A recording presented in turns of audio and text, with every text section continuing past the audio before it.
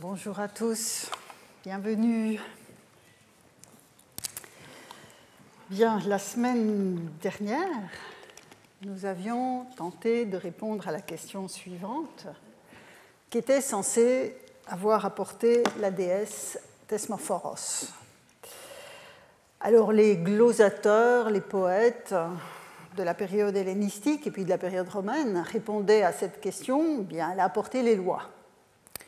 Les Romains l'entendaient aussi de cette manière, puisque vous vous souviendrez que la déesse qui correspond à Rome à la Déméter grecque, c'est Cérès, et qu'elle était légiféra, donc celle qui apporte les lois, notamment dans un passage très célèbre de l'Énéide de Virgile, où Didon va honorer une série de dieux avant le mariage qu'elle espère avec Énée, et parmi ces divinités, il y a Cérès, légiféra.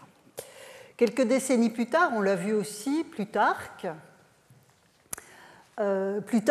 également atteste que le thesmos associé à Déméter a lui aussi une relation étroite au mariage. Toutefois, et c'est le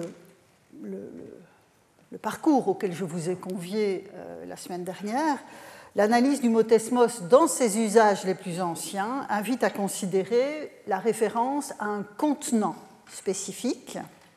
Ce coffret dont Pausanias, dans la description de la lesquée des Cnidiens à Delphes, nous dira qu'il a une dimension proprement démétriaque. En soulignant aussi, et c'est évidemment un point auquel j'aurai l'occasion de revenir un peu plus tard, en soulignant aussi que ce contenant est étroitement associé aux orgias de Déméter, dont je vous ai dit à plusieurs reprises que le terme avait l'ambiguïté d'autres termes du même type, désignant à la fois quelque chose de concret, mais aussi de façon plus abstraite, les cérémonies qui mettent en jeu les objets en question. Il n'en reste pas moins, et c'est pour cela que j'avais terminé la leçon de la semaine dernière en soulignant le fait que les attributs onomastiques ont aussi une histoire, il n'en reste pas moins que la perception grecque de l'épiclèse a évolué avec le temps. Elle a évolué avec le temps et Callimaque, donc, qui est pour nous le premier témoin de cette évolution, voilà, le témoin arrive au IIIe siècle, mais nous avons vu notamment avec un passage d'Isocrate sur les bienfaits de Déméter que cette perception du caractère civilisationnel des dons de Déméter impliquait que la réflexion sur les normes de la vie sociale et donc une interprétation de ce type-là pour les thesmoi avait pu commencer plus haut dans le temps. Pour approfondir cette histoire du terme et puis du profil de la divinité en question, ce sont les cultes aussi qu'il faut analyser, non sans avoir évoqué d'abord l'année agricole. L'année agricole, ses rythmes et le calendrier rituel qui lui était attaché. Et c'est ce que nous allons analyser aujourd'hui, d'où le titre de la leçon, les ergas de Déméter, les travaux de Déméter, avec évidemment les thesmophories en ligne de mire. Voilà donc le menu d'aujourd'hui, avec 3 points, donc les carpoi de Déméter, dont je vais vous parler tout de suite. Le nomos des chants, donc l'usage des chants, c'est une expression que l'on trouve chez Hésiode, auquel je vais revenir, et puis avec une synthèse du cycle agraire au fil des saisons, et puis la dimension proprement rituelle de cette année agricole. Alors, depuis le début du cours, je vous parle en fait de l'action donc de Déméter parmi les humains et de ses impacts sur la croissance des céréales, et en soulignant combien ce lien est étroit et indéfectible. En conséquence, il est de bonne méthode de poser, au moins à titre d'hypothèse préliminaire, que les fêtes célébrées en son honneur ont un lien avec cette action spécifique de la divinité dans le monde, que nous avons esquissée depuis le début du cours. Donc la relation au karpos, aux fruits de la terre, ne doit jamais être oubliée ou négligée. Même s'il faut, quand on travaille sur les cultes anciens, sur les rituels, même s'il faut toujours tenir compte de l'épaisseur sémantique de tout rituel, un rituel n'a pas qu'une signification, de la dynamique aussi et de la complexité des sociétés qui les accomplissent. Et il est vrai que pendant des décennies, notamment à la suite des analyses de James Fraser, dont je vous ai parlé à propos notamment de l'article Thesmophoria qu'il a écrit pour l'Encyclopédie britannique, donc à la suite des analyses d'un Fraser et d'autres chercheurs tentant de reconstituer les premiers temps de la Grèce, voire de l'humanité d'ailleurs, l'ambition était très large, on a considéré que l'agriculture était la matrice originelle de la plupart des rituels, mais que l'évolution des sociétés humaines avait fait refluer un tel ancrage au profit d'autres dimensions. Donc vous reconnaîtrez cette vision très évolutionniste qui caractérisait bon nombre d'interprétations des religions anciennes à la fin du XIXe siècle et encore dans le courant du XXe. Alors le point de vue que j'adopte est différent, j'ai déjà eu régulièrement l'occasion de l'exprimer, puisque c'est l'histoire vivante et perceptible des cités grecques qui m'intéresse et non les brumes d'un passé hors de l'histoire. La subsistance des cités tout au long de leur existence passait par l'agriculture et l'élevage. Alors bien sûr, le commerce dans la mer Égée, voire dans la Méditerranée tout entière, plus large, était aussi un paramètre non négligeable. Mais le travail de la terre reste une composante essentielle. Et les rituels qui scandent le cycle des travaux ne peuvent en être totalement détachés. Même si, pour les raisons que j'évoquais il y a un instant, il faut évidemment enrichir cet ancrage dans la subsistance des communautés d'autres dimensions, qu'elles soient anthropologiques, qu'elles soient sociologiques, voire politiques. Et ce sont évidemment des dimensions que je ne manquerai pas d'aborder le moment venu. Mais je voulais souligner ce point d'emblée. Alors, je vous parle de céréales, de divinités céréalières depuis le début du cours, mais sans avoir véritablement précisé ce que j'entendais par céréales, par karpos, les karpoïdes de Déméter. Pour ce faire, je repartirai du terme plutos, dont j'ai déjà parlé à plusieurs reprises. Ah oui, j'avais une diapositive vide et que j'ai oublié. Le terme plutos, dont vous vous souviendrez qu'il désignait la richesse, donc désignait l'entité que j'avais interprétée comme étant daimonique, née de l'union de Déméter et de Iasion dans la théogonie. Et l'un des commentateurs, l'un des scoliastes, qui a glosé ce vers d'Hésiode, parlant de cette naissance, fait référence à un proverbe qui est repris donc sur la diapositive, ainsi le proverbe « des blés et des orges » au génitif, donc c'est l'origine, ô l'enfançon Plutos. Bon, on ne sait absolument pas à quoi faisait référence ce proverbe, soyons clairs, mais ce qui m'intéresse ici de vous montrer, c'est que Plutos ne désigne pas la richesse in abstracto, mais bien l'abondance des récoltes d'orge et de blé, vous avez les deux ici, qui sont les céréales majoritairement cultivées dans le monde grec. Et je citerai à cet égard, oui, et donc on a aussi la glose d'Hésychus, sub verbo plutos, qui exprime la même idée, le produit des récoltes et l'abondance des graines issues des semailles. J'aurai l'occasion de revenir. Vous voyez qu'ici, il y a une petite extension du propos qui va être extrêmement importante dans l'analyse d'aujourd'hui, mais on voit que cette richesse, ce plutos, est essentiellement associée aux récoltes. Donc vous voyez que c'est très difficile de dissocier tout ce qui relève des rituels liés à Déméter de la subsistance concrète des communautés. Et je citerai à cet égard un passage du très beau livre de Marie-Claire Amoretti intitulé « Le pain et l'huile dans la Grèce antique », donc qui date de 1986.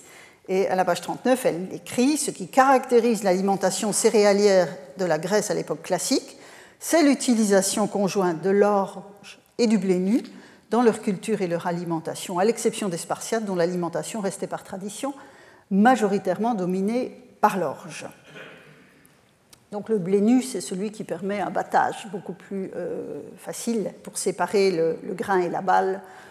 Donc ça équivaut à notre froment, en fait. Ces céréales sont complémentaires donc en régime d'autarcie. L'orge est plus résistante que le blé, son cycle est plus court. Par exemple, Théophraste, dans ses recherches sur les plantes, dira que tout le cycle de l'orge dure à peu près 7 à 8 mois. Donc, c'est une composante essentielle, notamment pour la soudure. Vous savez, ce moment où les réserves de l'année précédente tendent à s'épuiser et on n'a pas encore moissonné celles de l'année en cours. Donc, voilà, la combinaison de ces deux céréales est vraiment importante. Alors, avant de détailler le rythme des ergas de Déméter, il convient aussi d'ajouter une composante importante, au carpoi, aux fruits de la terre, dont la déesse pourvoit les humains. En effet, si l'on en croit Xénophon dans son économique, donc chapitre 5, paragraphe 20, il parle précisément des hommages qu'il faut rendre aux dieux, donc on est dans notre sujet, pour tout ce qui est les possessions, tout ce que les communautés possèdent, tout le patrimoine non mobilier ou immobilier. Sache bien, écrit Xénophon, que les gens avisés prennent soin des dieux en ce qui concerne les fruits juteux ou secs, les bovins, les chevaux, les moutons, en un mot, tout ce qu'ils possèdent. Derrière la notion de fruits secs, ici dans le texte, se cachent bien sûr les céréales dont je viens de parler, mais aussi une autre composante essentielle du régime alimentaire des anciens, à savoir les légumineuses. C'est très concret aujourd'hui. Les légumineuses, comme les fèves, les pois, les lentilles, et les fruits humides, que ici la traduction c'est juteux, mais le terme c'est humide, ce sont les fruits issus de la production arboricole. Et entre les deux, dans le registre général des herbacées dont font partie les céréales, on trouve les légumes ou les plantes potagères. Enfin, légumes, c'est-à-dire les plantes potagères. On voit dès lors se dégager, notamment dans les essais de classification de Théophraste, dont je vous épargne le détail, deux grands ensembles. Les arbres et les arbustes d'un côté, et les herbacées de l'autre, c'est-à-dire ce qui n'a pas de tronc, fondamentalement, dont font partie les céréales, les légumineuses et les légumes. Ce sont essentiellement, même s'il y a une exception notable, c'est le figuier, ce sont essentiellement les productions non arbustives au carpoi sec qui sont conçues comme dons de Déméter. Je pense que vous allez voir pourquoi j'insiste sur ce point à ce stade. Et comme le précise Théophraste, je le cite donc dans ses recherches sur les plantes, ces végétaux, donc les herbacées, ont un mode de production unique et simple, ils viennent de graines, si l'on accepte une propagation par racine rare et limitée. On voit donc se dessiner la distinction qui est présente chez d'autres auteurs grecs entre la culture de plantation et la culture de semis. Et c'est bien la référence aux semis, je vous avais dit qu'on y reviendrait, la référence aux semences que met en exergue la glose d'Hésychius, définissant Ploutos, que je vous ai montré il y a un instant, le produit des récoltes et l'abondance de graines issues des semailles.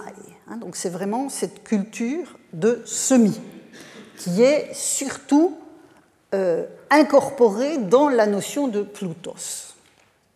Donc voici pour mon premier point, le carpoi de Déméter. Et je passe au deuxième, à savoir le nomos des champs. Le cycle des céréales, s'il est soumis à des variations, notamment météorologiques, bien sûr, répond à un rythme général qui est largement partagé en contexte d'agriculture sèche. Alors, je vous rappelle que l'agriculture sèche, c'est un peu paradoxal, mais c'est celle qui dépend du régime des pluies, tandis que l'autre agriculture, c'est l'agriculture irriguée. Donc, en Grèce, on a affaire essentiellement à une agriculture sèche. Les travaux et les jours d'Hésiode, par lesquels je vais commencer, sont intéressants à cet égard pour comprendre les rythmes de cette vie des communautés grecques, en tout cas à l'époque archaïque. puisque le poète chante la succession des travaux, les travaux et les jours, au fil des saisons. Alors le processus s'ouvre au vers 383, donc ça vient après, on va le voir, mais les 4 vers qui précèdent, que vous avez sous les yeux, donc 379-382, méritent d'être intégrés à la réflexion. Ils concernent, en fait, l'arrière-plan de ces 4 vers, c'est une brève réflexion d'Hésiode sur la reproduction humaine, c'est-à-dire, en clair, est-ce qu'il faut faire des enfants? Est-ce qu'il faut avoir des enfants? Et donc avoir un seul fils qui héritera de tout le bien de son père, ou en avoir plusieurs entre lesquels il faudra partager. C'est une problématique de l'héritage qui est constante en Grèce ancienne. Mais précise Hésiode, et c'est ça qui m'intéresse ici, Zeus aussi bien peut donner à plusieurs une immense prospérité. Plus d'enfants font plus de travail et plus ample récolte. Toi, si c'est la richesse que dans ton cœur tu désires, et vous retrouvez Ploutos, tâche de faire ainsi, exécute tâche après tâche. Donc, on retrouve Ploutos, cristallisant les bienfaits envoyés par les 2 déesses dans l'hymne homérique à Déméter. Vous vous souviendrez qu'à la fin de l'hymne, quand elles sont remontées sur l'Olympe, il y a une sorte de macarismos où est dit « bienheureux celui auprès de quel elles envoient Ploutos ». Mais je souligne aussi que l'ensemble du processus est placé sous l'autorité de Zeus, qui est le Ploutodotos par excellence, le pourvoyeur de richesses. Et évidemment, le contexte n'est pas innocent, puisque je vous rappelle aussi que ce poème des Travaux et les Jours peut être interprété comme une sorte d'hymne à la gloire de Zeus lui-même. Donc il n'est jamais très loin. Il est garant de la justice et c'est lui qui impose finalement les normes, les nomoi, même s'il n'est pas explicitement dit qu'il donne le nomos des champs. Mais en tout cas, la référence à la richesse donnée par Zeus résume d'emblée l'objectif de l'ensemble des injonctions qu'Hésiode va énoncer à son interlocuteur. Vous voyez aussi au vers 382, je l'ai mis en grâce expressément, 4 occurrences sur un vers, 4 occurrences de mots de la famille de l'ergone, à savoir le registre de l'action. Vous avez erdein, ergon, ergo, ergazostai, donc 2 fois ergon, le verbe erdein et puis ergazomai. Donc vous avez là une sorte de concentration de cette notion de travail. Déméter va arriver ensuite, et là on commence au vers 383 que j'annonçais il y a un instant, pour chapeauter les rythmes agraires, entre 2 références astronomiques. Et je lis avec vous donc 2 passages entre lesquels j'ai éliminé quelques vers parce que ça c'eût été trop long. Donc ici on est 383, 388, puis 391 et 394. Je lis la traduction de Philippe Brunet que j'ai légèrement modifiée. Lorsque les filles nées d'Atlas, les Pléiades, se lèvent, sort commencer ta moisson, et sème lorsqu'elle se couche. Elle reste cachée pendant 40 nuits et 40 jours, et lorsque l'an retourne au départ de sa course, au moment d'affûter le fer, apparaissent nouvelles. Tel est donc l'usage des chants. Et vous voyez ici le Pédion Nomos qui a donné le titre à cette partie de mon exposé. Sème nu tes semailles, laboure nu ta terre et moissonne nu, si tu veux t'acquitter au moment propice des travaux de Déméter. Et voilà le titre de la leçon. Les travaux de Déméter, afin que grandisse chaque fruit à son heure. Donc, vous avez ici une sorte de synthèse dans les ergas de Déméter de ce que le vers 382 annonçait de façon presque obsessionnelle et très concentrée. Le référent calendaire, lui, il est ici astronomique, lié au coucher ou au lever héliaque des Pléiades, avec la référence à une quarantaine de jours alentour du mois de mars-avril où elles sont tellement peu visibles qu'elles en deviennent invisibles à l'œil nu. Quant à la nudité dont doit se parer le laboureur, alors on a beaucoup fantasmé sur cette question, elle signifie simplement que le moment propice pour ces différentes activités agricoles coïncide avec la douceur du temps, hors de la saison froide. C'est cela que poétiquement le poète enclenche comme référent. La nudité, en fait, ici, est une indication climatique. Alors, vous vous souviendrez peut-être, lors de la leçon sur les attributs onomastiques de Déméter, dans l'expression poétique des qualités de la déesse, dans son hymne hexamétrique, donc l'hymne homérique, elle est à la fois Oréphoros, porteuse du moment propice, donc j'ai repris maintenant la traduction que je vous avais proposée, plutôt qui apporte les saisons, j'insiste plutôt sur cette notion de moment propice, et Aglaodoros, aux dons éclatants, les deux épithètes toujours en combinaison. C'est l'enseignement d'Hésiode, tel que nous venons d'en voir un passage. Les travaux de Déméter, c'est-à-dire effectués sous l'égide de Déméter, doivent être accomplis au moment propice pour aboutir à la plénitude de leurs résultats. Et le résultat, ce sont à la fois les dons éclatants et les fruits splendides, c'est-à-dire on retrouve vraiment le champ sémantique de ces attributs onomastiques. Elle est alors la Glaokarpos de l'hymne en son honneur. Alors après cette référence astronomique du coucher et du lever des Pléiades, les exhortations du poète vont s'enchaîner. Je ne vais évidemment pas les prendre dans le détail toutes dans ce cadre-ci. Je mentionne simplement les dieux concernés quand ils apparaissent. Il y a Zeus, à nouveau, qui est qualifié de très puissant et qui va faire tomber la pluie à la fin de l'automne. J'aurai l'occasion d'y revenir, mais c'est évidemment quelque chose d'essentiel. Il y a aussi une référence assez fugace dans la liste des travaux à la figure d'Athéna. Athéna qui va être considérée comme la protectrice de l'artisan charpentier qui va fabriquer la charrue. Donc vous voyez une sorte de patronage de cette action spécifique de la fabrication de la charrue sous l'égide d'Athéna.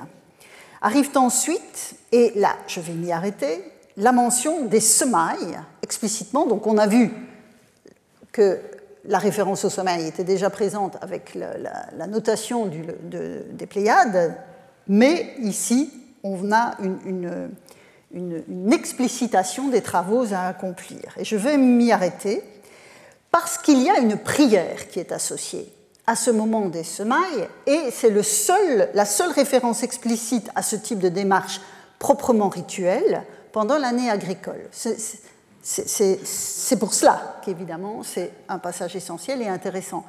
Quand Hésiode dit que Zeus va faire pleuvoir, il n'y a pas explicitement d'adresse qui est mentionnée.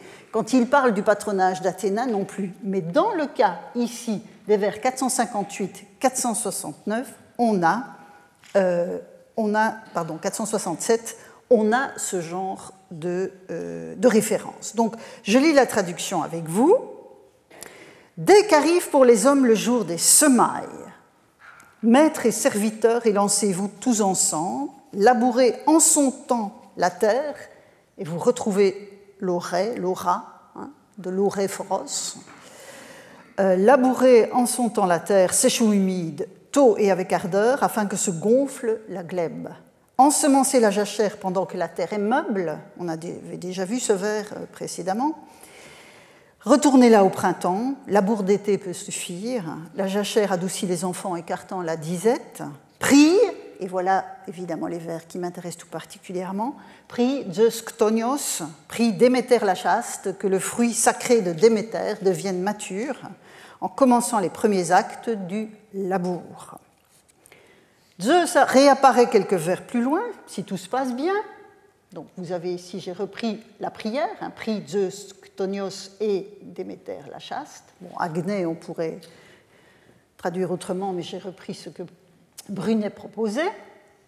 Et puis alors vous voyez, on est quelques vers plus loin. Dans leur vigueur, tes épis ploieront ainsi jusqu'à la terre. Si l'Olympien, on a Olympios ici et derrière Olympios, c'est évidemment Zeus, leur consent la maturité favorable.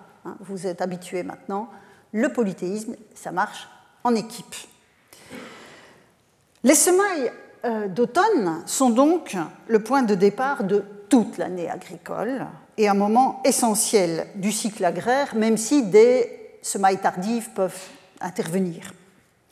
Or, je l'ai mentionné il y a un instant, en régime d'agriculture sèche, l'eau du ciel envoyée par Zeus, dont je vous rappelle qu'il est quand même le petit-fils du ciel, cette eau est évidemment essentielle. La pluie sur les semences est la condition sine qua non d'un bon départ de tout ce qui vient ensuite. C'est ça qui est intéressant, c'est qu'on voit cette prière intervenir qui est exceptionnelle dans le discours d'Hésiode, on la voit intervenir à un moment fondamental du processus. Et on le voit bien que c'est la pluie qui est attendue avec cette autre mention d'Hésiode qui parle en fait du cri de la grue, la guéranos, apportant le signal des semis, elle, donc la voix de la grue, annonce le temps de l'hiver pluvieux. Donc cet équilibre du labour efficace, des semailles bien répandues et de l'eau du ciel, c'est la composition fondamentale du processus.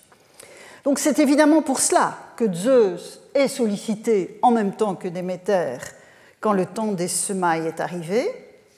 Il est qualifié de ktonios, je l'ai dit, et j'aurai l'occasion de revenir sur ces attributs onomastiques puisque vous vous rappellerez peut-être, je vais vous montrer la liste dans un instant, que ktonia était au féminin un des attributs de Déméter. Mais vous voyez donc ici que Zeus, en fait, est mentionné à quelques vers de distance sous des attributs distincts. Il est ktonios, le dieu qui agit sur le sol, sur le ktone, qui fait tomber la pluie là où il faut, et il est olympios, celui qui agit depuis les hauteurs. Donc vous avez l'objectif et l'origine. Donc vous voyez que nous avons là affaire à un langage extrêmement vivant. Alors dans les listes dont je vous ai remontré tout à l'heure, l'oréphoros, la glaodoros, la glaokarpos, on trouvait aussi, outre donc, la ktonia, celle du sol, qui est l'équivalent féminin de ktonios pour Zeus, on trouve aussi Chloé, vert pâle, ou encore Euklos, joliment vert clair, tant dans la poésie non hexamétrique qu'en prose. Cette couleur évoque évidemment le verdissement des champs et la croissance progressive des plantes. Ensuite, elles fleurissent, elles arrivent à maturité, et c'est d'ailleurs peut-être ce que signifie adzesia. C'est un attribut onomastique qui est bien attesté, mais dont on ne sait pas grand-chose en termes d'application, mais c'est probablement le processus qui fait que les grains de la plante arrivent, enfin les grains des céréales notamment, et des légumineuses arrivent à maturité en séchant. C'est probablement cela que l'attribut onomastique désigne. Viennent ensuite la moisson, le battage, le vannage, puis la mise en réserve du grain. Autant d'occasions, autant d'étapes où, même si Hésiode ne mentionne pas de rituel, plane en fait l'ombre de Déméter sous la forme de l'expression formulaire dont je vous ai déjà parlé tout au début du cours, à savoir la Déméteros acte, c'est-à-dire donc le grain de Déméter, l'extrémité de la plante, donc on traduira la fleur, enfin pas la fleur, c'est pas tout à fait adéquat, mais le grain en tout cas, c'est-à-dire ce qui arrive à l'extrémité de la plante quand elle est mûre. Et donc, que nous dit Hésiode au vers 597-600 ? Quand précisément la moisson a eu lieu et qu'on en arrive aux étapes ultérieures, ordonnez à vos serviteurs, écrit-il, enfin chante-t-il, de fouler en cercle le grain sacré de Déméter, et donc c'est Déméteros hieron acten, dès que paraît le fort Orion, c'est-à-dire au solstice d'été, donc encore une notation astronomique, dans un endroit éventé et sur une aire ronde. Mettez-le ensuite dans des vases en le mesurant. Alors, un dernier mot sur les travaux hésiodiques. Les ergas de Déméter, qui sont le cœur de mon propos, ne sont pas les seuls que chante le poète. Au fil du cycle agraire, que déploient donc ces vers, sur des dizaines de vers, apparaissent aussi les travaux de la vigne, la taille des arbres au début du printemps, et puis les vendanges, donc au vers 609-617, dont je lis la traduction avec vous. Quand Orion et Sirius, parvenus au milieu de la voûte, l'astre Arcturus, donc, est vu de l'aurore aux doigts de rose, ô Persès, donc Persès c'est son interlocuteur, vendange et cueille toutes tes grappes. Durant 10 jours et 10 nuits, place-les au soleil, puis à l'ombre, pendant 5. Enfin, le 6e jour, dans tes vases, verse les dons de Dionysos aux joies nombreuses. Quand le fort Orion, les Pléiades et les Hyades se seront couchés, alors souviens-toi des semailles, dont voici l'heure, et puisse le sol leur donner plénitude. Donc vous voyez que le cycle recommence. Alors en termes de production, la triade méditerranéenne compte, vous le savez, les céréales, la vigne et l'olivier. Hésiode ne parle que des 2 premiers. Il ne parle pas de l'olivier dans les Travaux et les Jours. Tout en confirmant, me semble-t-il, la distinction que j'ai esquissée tout à l'heure. L'apanage de Déméter se situe clairement dans la production des carpoi secs, ceux qui dépendent de l'ensemencement, tandis que les dons de Dionysos sont liés à l'arboriculture. Quant à l'olivier, mais là, Hésiode n'en parle pas, il trouve évidemment, et surtout à Athènes, en Athéna sa protectrice divine, et sur ce point que je ne développerai pas, je vous renvoie à l'article de Marcel de Tienne qui reste essentiel sur la question de la des représentations autour de l'olivier et sur le plan concret de l'exploitation de l'olivier, le même livre de Marie-Claire Amoretti que j'ai évoqué il y a un instant est aussi une lecture essentielle. Alors, je vais faire un bref point, enfin, un point plus bref, je dirais, pour récapituler le cycle agraire au fil des saisons, au-delà de ce que nous venons d'apprendre de la lecture d'Hésiode, en élargissant un peu la focale chronologique. Alors, vous verrez, c'est un cours où j'ai quelques tableaux, donc je vous demanderai de vous accrocher à cet égard, mais c'est quand même ce qu'il y a de plus commode pour synthétiser un propos. Donc, sous forme de tableau, voici le rythme global, quelque peu simplifié, des ergas de Déméter en fonction du développement des plantes, tel que le décrivent les auteurs anciens.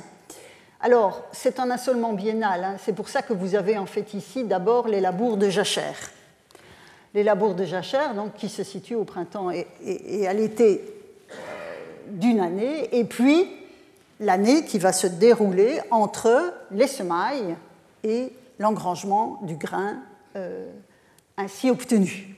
Donc vous avez, avec les notations de période, les mois dans notre propre calendrier, les étapes, donc après les labours de jachère, vous avez labour et semailles, on est à la fin octobre, début novembre, c'est exactement ce que donc Hésiode évoquait avec la référence aux Pléiades.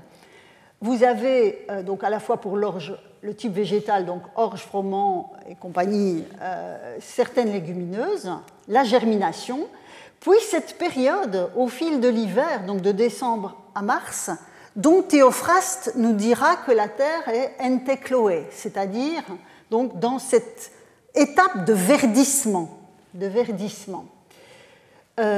Puis vous avez des semailles tardives qui peuvent intervenir à ce moment-là, puis le talage, c'est-à-dire le terme technique pour la multiplication des tiges, les piaisons, donc la croissance des épis, la floraison, qui n'est pas tout à fait la même selon que l'on parle des céréales ou des légumineuses, puis la maturité des grains avec l'assèchement, et c'est là que je pense l'atsésia, même si je n'ai malheureusement pas d'indication explicite sur ce point, mais je pense que c'est là qu'elle doit se situer. Puis vous avez la moisson, le battage, le vannage, la mise en réserve, et puis des semailles estivales sur la jachère labourée de printemps, c'est les cultures perdues qu'on appelle ça, avec d'autres types de céréales et de légumineuses. Donc ça, c'est l'année agraire, mais vous aurez peut-être remarqué que ce tableau mêle en fait les ergas des humains, donc les travaux que les humains accomplissent effectivement, mais aussi ceux que la déesse est censée accomplir elle-même. J'entends par là la germination, le verdissement, le talage, les piaisons, la floraison, la maturité. Tout ça, évidemment, est attendu de la déesse. En d'autres termes, mon tableau ici associe le cycle des travaux dont les hommes ont la maîtrise et le cycle végétatif dont les dieux ont la maîtrise. Et évidemment, si l'on s'en tient aux travaux, et par exemple, c'est le cas dans le livre de Marie-Claire Amoretti, elle s'en tient aux travaux, et donc c'est beaucoup plus simple, évidemment.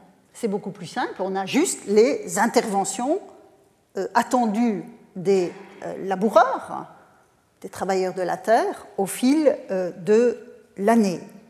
Donc vous avez, voilà, le troisième labour, donc vous avez, là aussi, c'est un assolement biennal, donc vous avez les différents labours, puis les semailles, le sarclage, moisson, battage, vannage, puis le chaume qui est en friche sur les champs moissonnés, et puis on recommence.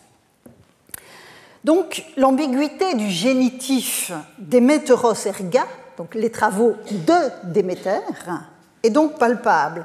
Il s'agit à la fois des travaux accomplis sous l'égide de Déméter, avec sa protection, en d'autres termes, mais aussi de l'intervention attendue de la divinité elle-même sur la bonne croissance. Et donc vous avez dans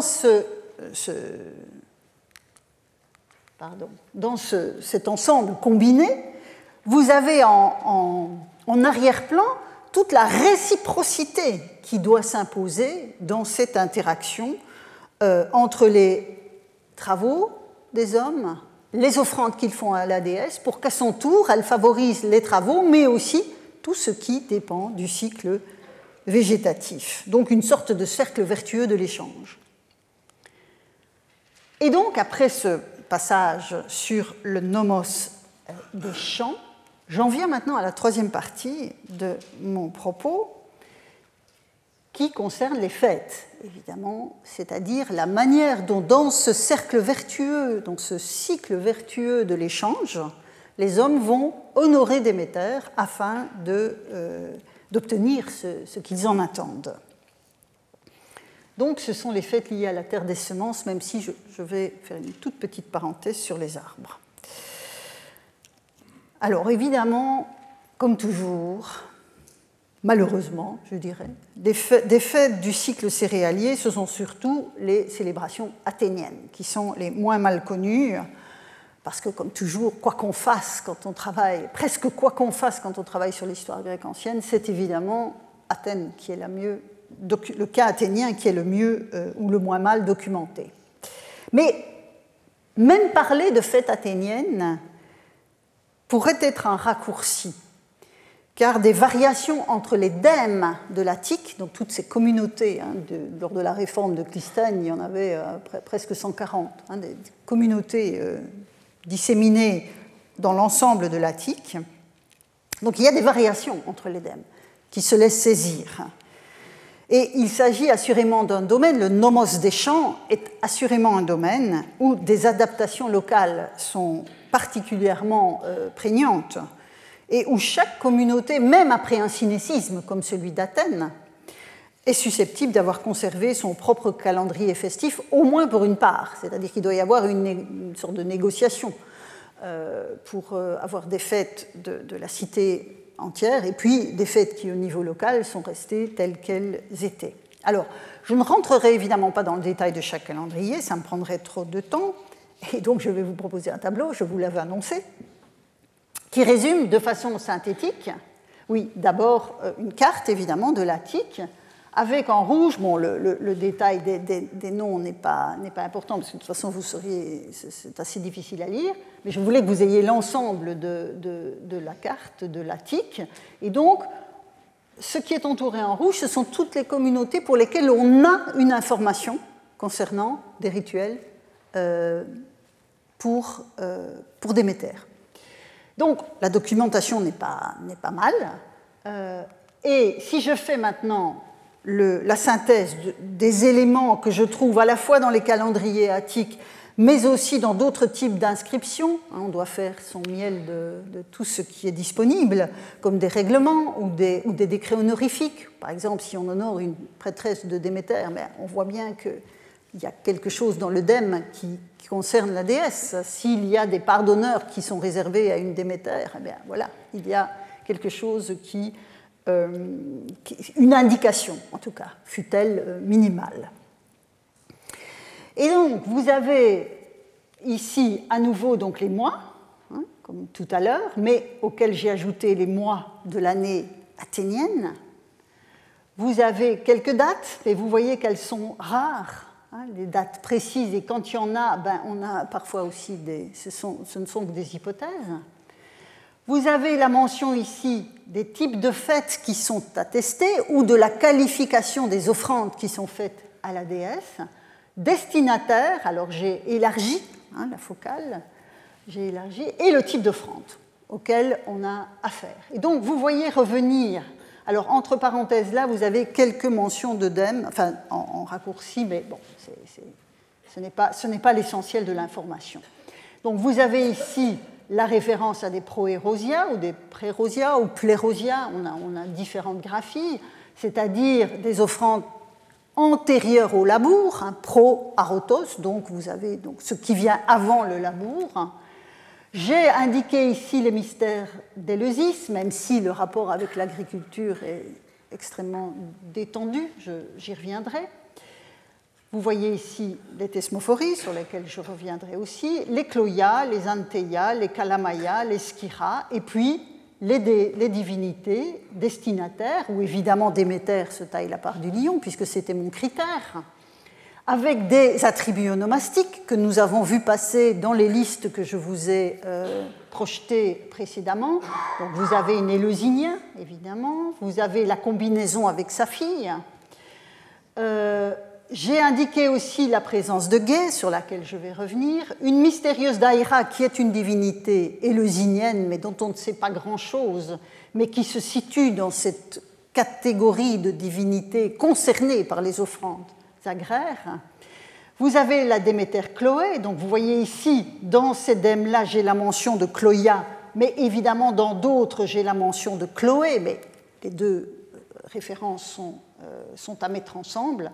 Vous avez une Déméter Achaïa, et puis à nouveau donc Déméter et Déméter Écorée.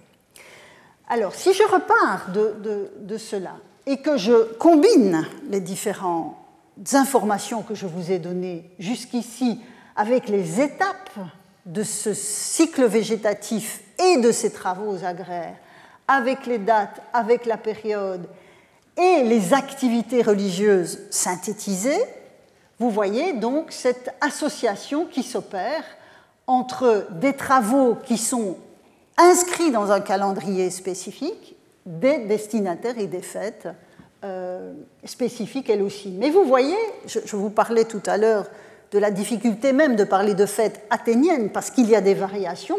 Vous voyez par exemple que pour le labour les fêtes de pré-labour, antérieures au labour, on a des occurrences qui ne sont pas nécessairement toutes mises au même endroit.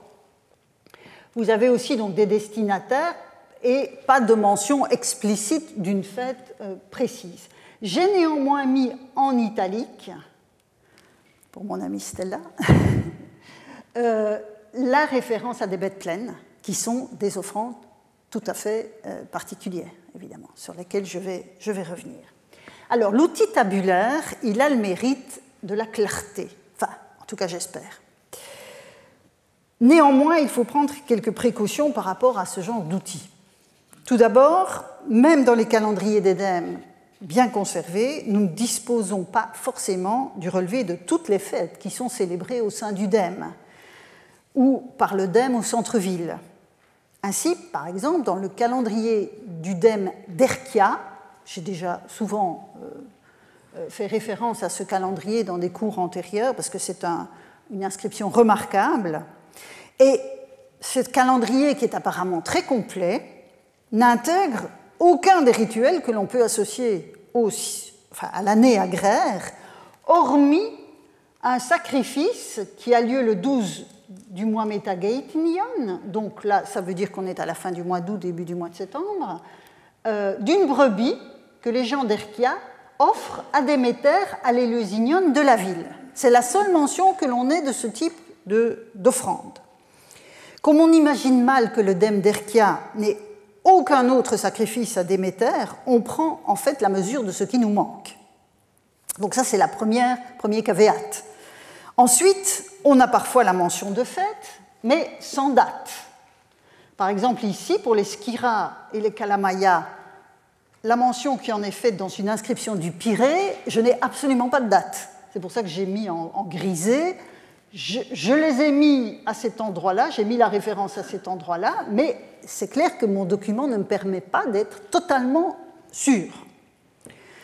Parfois, c'est le cas à Torikos, les fêtes sont reprises, on a l'indication du mois.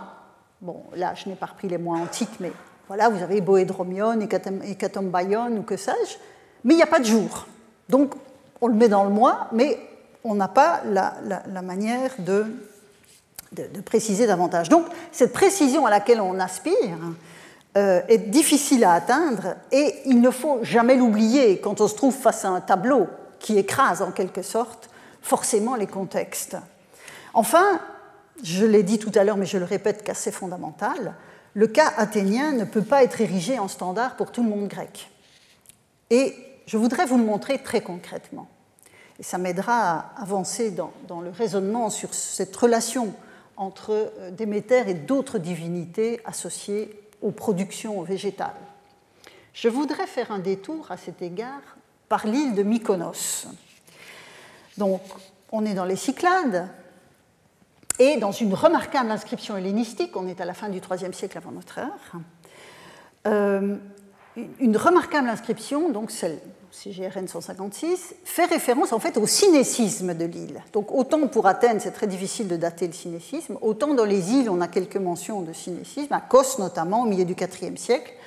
Mykonos a procédé de même au IIIe, et donc il y a un cinécisme et il faut réorganiser les cultes. Il faut réorganiser, et le texte en question a conservé, mais un aperçu de cette réorganisation. Il y avait sans doute d'autres inscriptions qu'on n'a pas, qui s'occupaient du reste de l'année, parce que là, on n'a que 4 mois qui sont mentionnés.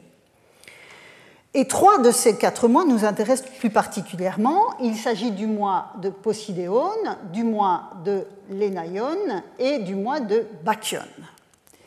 Et ces 3 mois, ce sont en fait les mois d'hiver. Ils correspondent dans le calendrier athénien au mois Posidéon, donc c'est un homonyme, Gamélion et Antestérion. Donc on est entre, grosso modo, mi-décembre et mi-mars, donc vraiment entre le solstice d'hiver et l'équinoxe de printemps. Je lis l'inscription, enfin je lis une partie de l'inscription, ce qui m'intéresse. Donc c'est un calendrier, donc ce n'est pas de la grande poésie. Le 12 Posidéon, dans un passage que je n'ai pas repris, il y a plusieurs sacrifices à Poséidon. C'est l'éponyme du mois.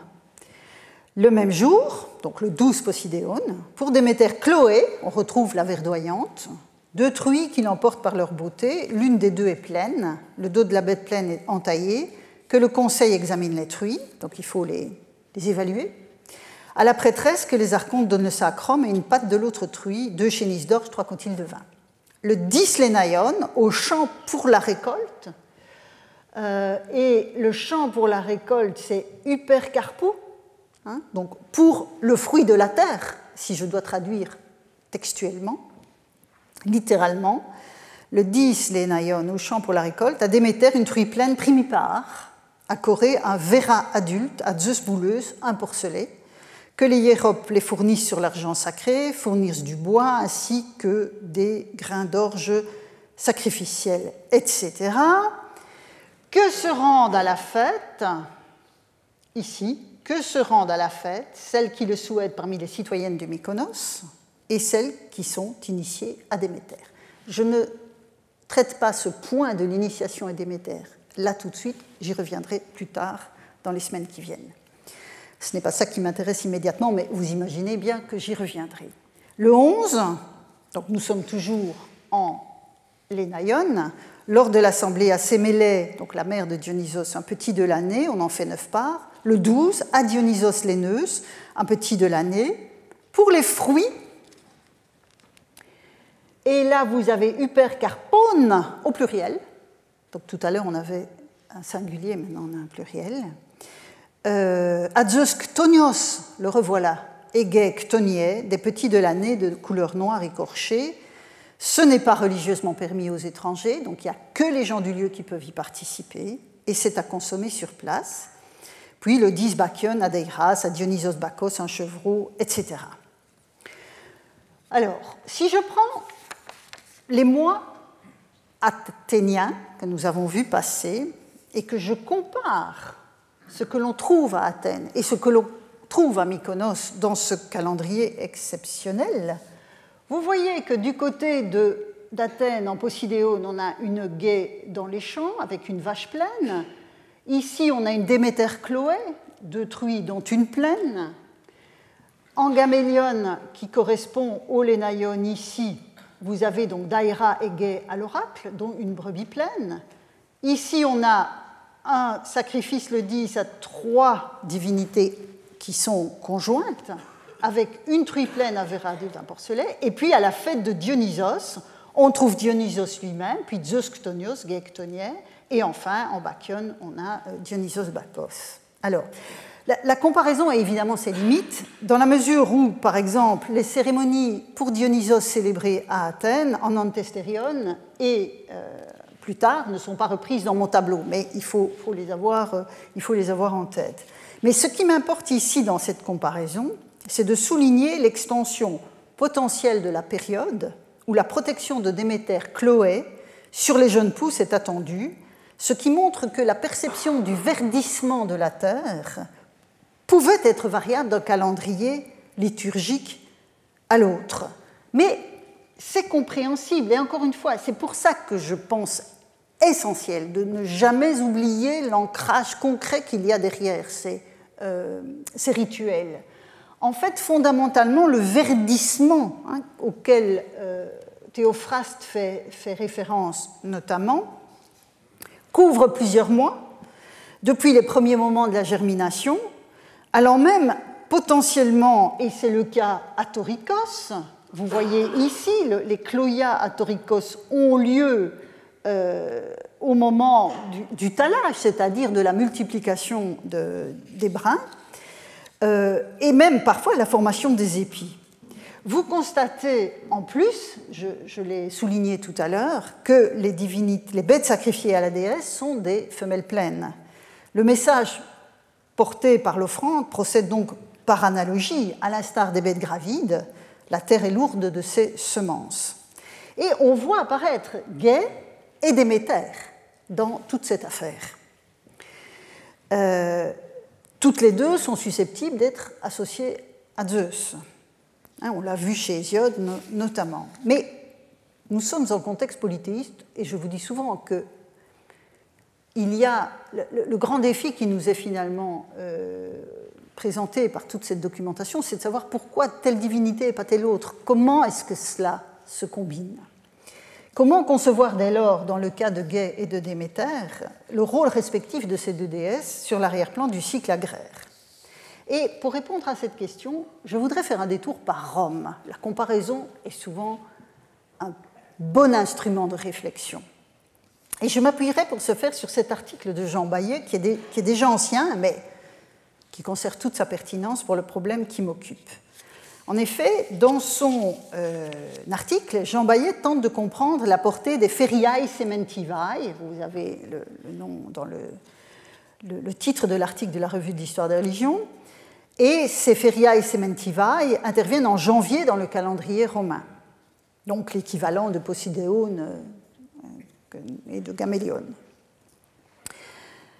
Jean Bayet va souligner qu'il s'agit non pas d'une fête des semailles, puisque c'est trop tard pour les semailles d'automne et c'est trop tôt pour d'éventuelles semailles tardives au printemps, mais c'est une fête des semis, c'est-à-dire ce que l'on a semé et qui commence à sortir.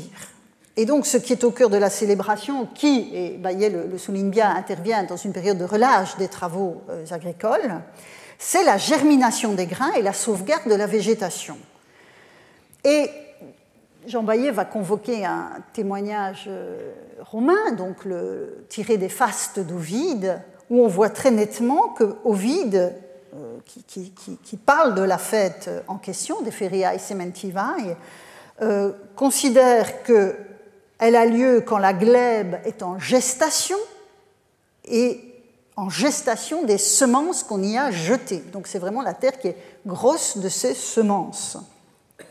On a donc Tellus, la Terre, et Cérès, l'équivalent de Déméter, qui doivent protéger tout le processus. Et tout le processus, ça veut dire protéger du froid qui peut être mortel pour les jeunes pousses, les oiseaux, pillards, des semences, des insectes ravageurs, des maladies. Nous sommes un peu déconnectés de tout ça aujourd'hui, mais c'était une réalité extrêmement prégnante pour les anciens. Les déesses doivent également veiller à ce que les épis ne soient ni trop clairsemés ni trop lourds, sinon ils s'étouffent. Et pour attirer leur bienveillance, Ovide nous dit que le laboureur va leur offrir du blé et une truie pleine. Vous revoyez de nouveau cette image de la bête pleine. Le poète souligne la complémentarité des deux divinités. Tellus reçoit et conserve les semis, et l'autre, Cérès, fait pousser les céréales. Et vous avez ce vers qui synthétise parfaitement le processus. La terre, elle est le lieu. La terre est le lieu de conservation de tout ça, et Cérès est la cause, donne l'impulsion et la puissance en action. Donc les deux déesses sont associées dans ce rituel romain. Ce n'est pas explicitement le cas de Gai et de Déméter, qui leur correspondent dans les calendriers que nous avons évoqués. Donc la comparaison est toujours un élément de réflexion, mais on ne plaque pas simplement les données les unes sur les autres. Le parallèle romain invite à recourir à une grille de lecture donc, qui s'en inspire, qui aide à penser, en fait, pour l'interprétation des offrandes de la période hivernale. Donc, Gai accueille les semences, là, l'interprétation est utile, mais aussi les plantations, c'est-à-dire dans cette culture des semis et cette culture arboricole des plantations, Gai, elle accueille les deux. Elle accueille les deux. Tandis que Déméter est la puissance divine qui active la croissance des céréales. Donc elle est du côté des semis. La confirmation grecque de cette interprétation, me semble-t-il, se trouve dans un passage de l'hymne homérique que nous avons déjà vu ensemble. Vous vous souviendrez que lors de la grève de la déesse, quand elle arrête tout et qu'elle menace le cosmos, plutôt l'humanité de famine et les dieux d'être privés de leurs offrandes, les agriculteurs, en fait, ils savent faire. Donc les ergas des hommes sont accomplis, mais ils sont sans effet. Ils sont sans effet. Déméter tient le grain caché, donc la terre qui fait ce qu'elle peut, mais sans l'action de Déméter ne peut pas. L'orge apparaît, mais il est sans force, c'est-à-dire sans épiaison, si on reprend les termes techniques de tout à l'heure. J'attire aussi votre attention sur la configuration spécifique du calendrier de Mykonos que je viens d'évoquer. Vous voyez ici cette triade de divinités, ici, ce trio plutôt de divinités, donc, qui est honoré à la fête de Dionysos. C'est une fête de Dionysos, ce n'est pas une fête de Déméter. Le 12 Lénaïon. Donc vous avez le dieu de la fête, Dionysos Léneus, qui est un petit de l'année. Puis Zeus, Chtonios et Gai Chtonié, qui ont aussi des petits de l'année de couleur noire qui ont été écorchés. C'est une fête de Dionysos. Ce n'est pas de céréales qu'il s'agit, mais de l'arboriculture à laquelle préside Dionysos. Et donc l'humus noir de la terre, c'est ce que met en évidence l'épithète Chtonia attribuée à Gai ici. Ça pourrait apparaître comme une sorte de redondance étrange. C'est la Gai du sol. Mais non, c'est cette dimension-là qui est mise en évidence parce que Gaïa, c'est beaucoup plus large, la Gaïa poétique. Donc, l'humus noir de la terre doit recevoir la pluie de Zeus, et on retrouve le Zeus Chtonios comme dans la prière d'Hésiode. Doit recevoir la pluie de Zeus pour que s'enclenche le processus qui aboutira à la production des fruits des plantes arbustives, dont le raisin de la grappe. Le raisin, pas de la grappe, la grappe de raisin de la vigne. Et en Attique, les Dionysies rurales, que je n'ai pas mis sur mon tableau, les Dionysies rurales ont lieu en Posidéone et les Lénaïas en Gamélione. Donc on voit bien que là, il y a un parallèle, même si les destinataires ne sont pas exactement les mêmes, hormis la figure de Dionysos. Donc vous voyez que à la fois, il faut tenir compte des rythmes agraires et à la fois toujours insuffler dans la réflexion cette logique polythéiste d'une pluralité pensée, conçue, en fonction des objectifs que l'on se donne. Alors, je conclurai. J'arrive donc à la fin de la leçon, et je ne vous ai pas encore parlé des thesmophories, la fête de Déméter, mais comme vous l'aurez peut-être remarqué, j'ai mis les thesmophories entre crochets sur les fêtes attiques autour de Déméter. En effet, elles ne sont pas mentionnées comme telles dans les calendriers que je vous ai présentés jusqu'ici, hormis de façon indirecte dans un calendrier qu'on a retrouvé à Éleusis, fragmentaire, extrêmement fragmentaire malheureusement, donc daté à la charnière entre le 4e et le 3e siècle avant notre ère. Et donc vous voyez, bon, on est en oh pardon, je me suis trompée. Non, ce n'est pas Boédromion, c'est Pianoption. Il faudrait que je corrige ma diapositive. On est en Pianoption et on voit apparaître, mais vous voyez que c'est en mauvais état, au mégaron, on a un mégaron pour les émoluments de la prêtresse, puis à la prêtresse de Pluton, pour les banquets en l'honneur des deux thesmophores, les voilà, hein, probablement au duel, une corbeille, etc., un mouton, etc. Donc en dépit des lacunes, la référence au mégaron et l'épiclèse des deux déesses laissent peu de doute sur la cérémonie dont il s'agit ici. Et comme les proérosia sont mentionnés un peu avant, donc on est sûr qu'on est au mois où se célèbrent en principe les thesmophories, en tout cas à Athènes et en Attique. Et dans le tableau des ergas, vous voyez que la fête se situe au moment du labour et des semailles, ce moment essentiel dans le déroulé du calendrier hésiodique. Et la scolie de Lucien, dont je vous ai parlé précédemment, et sur laquelle je reviendrai longuement la semaine prochaine, confirme qu'il s'agit bien du cadre général. Et en Attique, je conclurai là-dessus, un faisceau d'éléments fondés à la fois sur l'épigraphie, sur la tradition manuscrite, atteste la célébration des thesmophories dans toute une série d'œdèmes. Voilà, on a donc ici, vous voyez, des mentions des thesmophories dans les dèmes qui sont en rouge ici sur ma carte. Et comme l'a établi de manière convaincante un collègue américain, Kevin Clinton, qui est le grand spécialiste d'Éleusis, il a notamment publié tous les corpus d'inscription d'Éleusis, donc il a tout à fait, à mon sens, de façon convaincante, montré que les thesmophories étaient une fête locale, célébrée au niveau des dèmes. Et donc il n'y avait pas de thesmophorie athénienne, au sens d'une fête qui serait sous l'égide de l'État et unique pour toutes les femmes de l'Attique. Et ce sont précisément ces thesmophories athéniennes dont je vous parlerai la semaine prochaine. Merci pour votre attention.